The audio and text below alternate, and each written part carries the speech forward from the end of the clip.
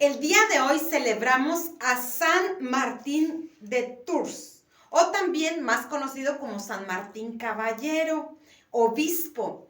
Él nació en Roma por el año 316, era hijo de un tribuno militar romano y se convirtió al cristianismo a los 10 años de edad. Aunque sus padres eran paganos, sin embargo, San Martín se convirtió al cristianismo por él mismo, sin ayuda de sus padres, imagínense, a los 10 años de edad.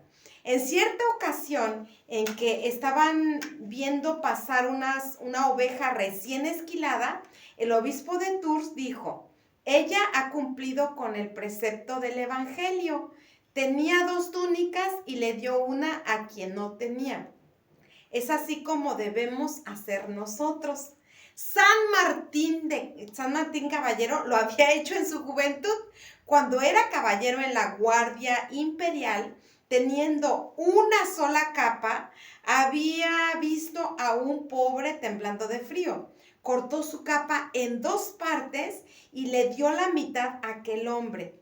En un sueño, Dios le permitió ver a Jesucristo envuelto en esa misma mitad de túnica, o mitad de capa, perdón, y le sonreía. Retirándose de la milicia, de la vida militar, en la cual había participado por órdenes de su padre le obligó a ser soldado, sintió la necesidad de recogerse en oración. Viajó a Poitiers, donde fue discípulo del que en ese entonces era obispo de aquella diócesis, San Hilario de Poitiers. Ambos combatieron allí el arrianismo y Martín fundó en Ligues el primer monasterio de Galia. Cuando la diócesis de Tours quedó sin obispo, llamaron a San Martín con el argumento de que un enfermo lo llamaba. El enfermo era toda una diócesis necesitada de sus cuidados. Así fue consagrado obispo de Tours el año 372.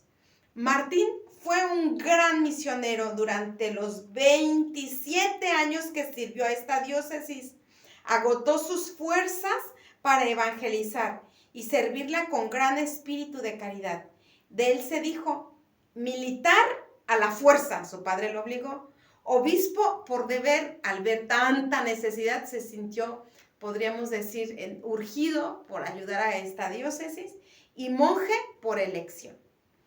Es por eso que el evangelio de hoy, hermanos, es de San Mateo, capítulo 25, versículo del 31 al 45, y nos habla cuando Jesús dice: tuve hambre, me diste de comer, tuve sed, me diste de beber, anduve forastero, me hospedaste, estuve desnudo, estuve en la cárcel, estuve necesitado y tú me ayudaste.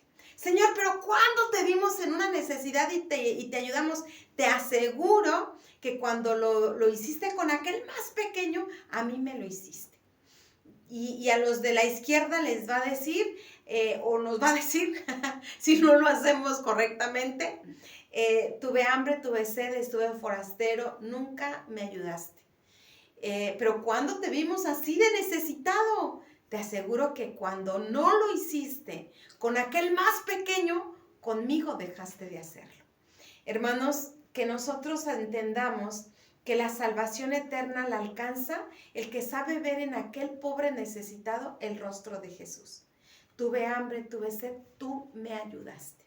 Y también yo creo que en estos días no solamente hay necesidad de lo material, ¿sí?, de las obras materiales, sino sobre todo, pienso yo, que hay mucha necesidad de las obras de la misericordia, pero espirituales.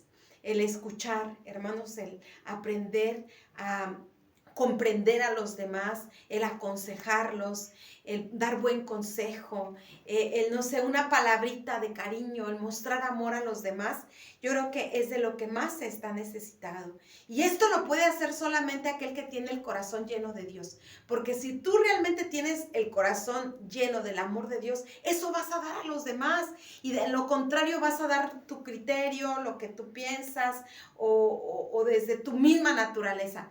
pero si tienes el corazón lleno, lleno del amor de Dios, entonces eso vas a compartir, el amor de Dios. De ahí, hermanos, que la importancia de que también nosotros busquemos una vida espiritual, una vida interior, la presencia de Dios en tu vida continuamente, porque ahí podrás hacer un montón de obras de caridad que son las que ahora más se necesitan.